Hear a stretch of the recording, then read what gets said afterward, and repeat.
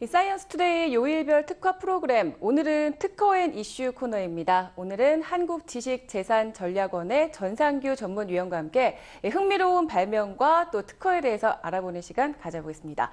오늘 전해주실 소식 어떤 소식인지 궁금하네요. 네.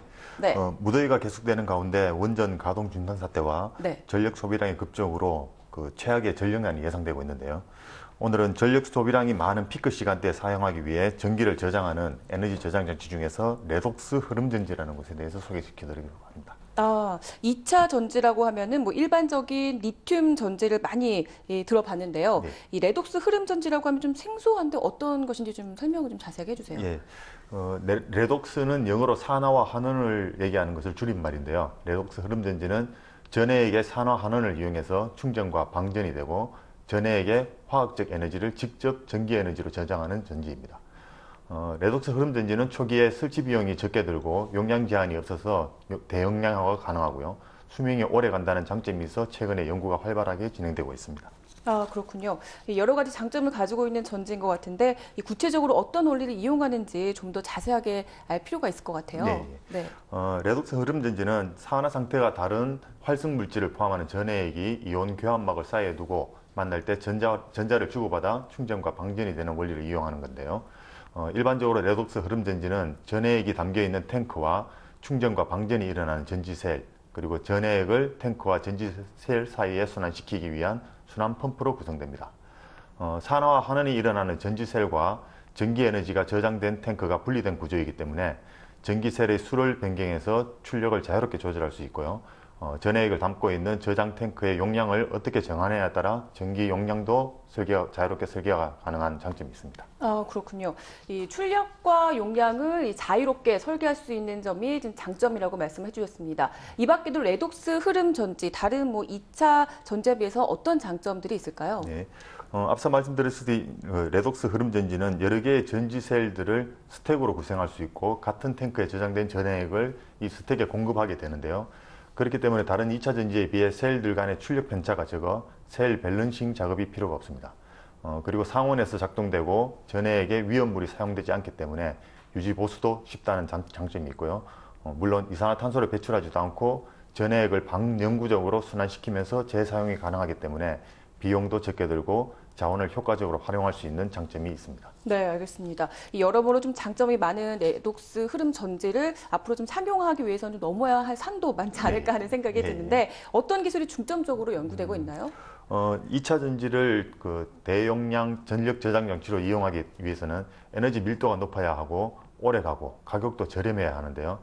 이런 조건을 만족하기 위해서는 활성 물질과 이온 교환막의 레독스 흐름 전지의 성능이 가장 중요한 역할을 합니다. 그래서 에너지 효율이 높은 활성 물질과 전기 저항이 작은 이온 교환막을 확보하기 위해서 세계 각국이 지금 노력하고 있습니다. 우리나라는 레독스 흐름 전지에 대한 연구 기반이 취약하다고 하는데요. 급격한 전력 수요 증가에 대응하기 위해서나 정전과 같은 공급 저하에 대응하기 위해서 필요에 따라 자유롭게 출력을 제어할 수 있는 레독스 흐름 전지에 대한 기술 개발과 연구의 활성화를 위해 기업뿐만 아니라 정부 차원의 지원도 필요한 시점이라고 봅니다. 네, 이 대부분의 에너지를 수입에 의존하고 있는 우리나라의 이 특성상 에너지 이용 효율 등 이것을 좀 향상하는 것이 좀 매우 중요하다 이런 생각이 드는데요. 이 레독스 흐름 전지와 같은 에너지 저장 기술에 대한 기술 개발과 또 연구가 좀 활성화돼야 하지 않을까 하는 생각이 듭니다. 그럼 여기서 잠깐 이번 주에는 어떤 특허 뉴스가 있는지 살펴보고 계속 이야기를 이어가도록 하겠습니다.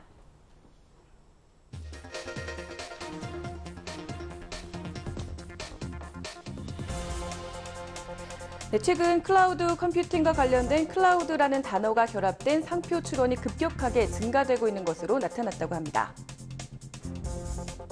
특허청에 따르면 2000년부터 2012년까지 풀 소재 상품에 관한 특허 출원 총 80건이 출원되었고 폭염과 열대가 이어진 2007년부터 2012년까지 풀 소재는 한 해 평균 9건 정도로 특허 출원이 급상승했다고 합니다. 특허청과 서울시 IBK 기업은행은 서울시청에서 지식재반 기반 창업 또 사업화 활성화를 위한 업무 협약을 맺고 그 첫 번째 협력 사업으로 아이디어를 지식재산권으로 창출하고 이를 바탕으로 창업 사업화하는 국민행복기술구현 서울시민 발명 아이디어 공모전을 공동으로 진행했다고 밝혔습니다. 네, 이렇게 한 주의 특허 이슈를 살펴봤는데요. 이 중 주목할 만한 뉴스가 있을 것 같습니다. 뭔가요? 네, 전력 대체용 이색 상품이 인기라고 하는데요. 올여름 찜통더위와 장맛비가 기승을 부리는 가운데 전력 수급도 좋지 않아 전기 없이 더위를 쫓을 수 있는 상품에 관심이 모아지고 있습니다. 특허청에 따르면 2000년부터 2012년까지 쿨 소재 상품을 관한 특허 출원이 총 80건 출원되었는데요. 폭염과 열대야가 이어진 2007년부터 2012년까지는 쿨 소재에 한해 평균 9건 정도로 특허 출원이 급상승하였다고 합니다. 네, 왠지 뭐 톡톡 튀는 아이들 제품들이 많이 있을 것 같은데요. 어떤 상품들이 특허로 출원되고 있는지도 궁금합니다. 어떻습니까? 열대야의 잠자리나 사람이 앉을 때 사용하면 좋은 쿨매트나 쿨방석의 특허 출원이 21건 정도 출원되고 있는데요. 이 제품들은 사람의 등이나 엉덩이의 열을 쉽게 흡수하는 폴리머로 만들어져 있어서 우리 몸의 체감 온도를 약 3도에서 5도 정도 낮아지게 한다고 합니다. 체감 온도가 3도에서 5도 정도 낮아지면 뭐 에어컨이나 선풍기를 켜지 않고도 시원하게 보낼 수가 있을 것 같은데 이렇게 뭐 실내에서 사용할 수 있는 쿨매트 또 쿨방석 이외에 실외에서 사용할 수 있는 제품들도 특허로 출원되고 있나요? 네, 찜통대에 쓰면 좋은 쿨 모자나 목을 시원하게 하는 쿨 머플러도 출원되고 있다고 하는데요. 이 제품들은 머리나 이마, 목이 닿는 밴드 부위에 쿨 소재로 체온을 낮춰 시원함을 느끼게 해주고요.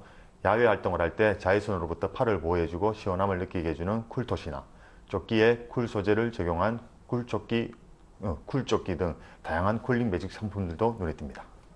네, 이 올여름 최악의 전력난으로 뭐 정부나 또 민간 할 것 없이 에너지 절약에 힘을 쓰고 있죠. 레독스 흐름전지와 같이 전기를 저장해 필요한 때 사용할 수 있도록 해주는 에너지 저장 기술과 또 체감 온도를 낮춰 에너지 절감에 도움을 주는 쿨링 제품을 잘 활용해 또 올여름 무더위를 슬기롭게 극복할 수 있기를 기대해 보겠습니다. 네, 오늘 말씀 감사합니다. 네, 감사합니다. 네, 지금까지 한국지식재산전략원 전상규 전문위원이었습니다.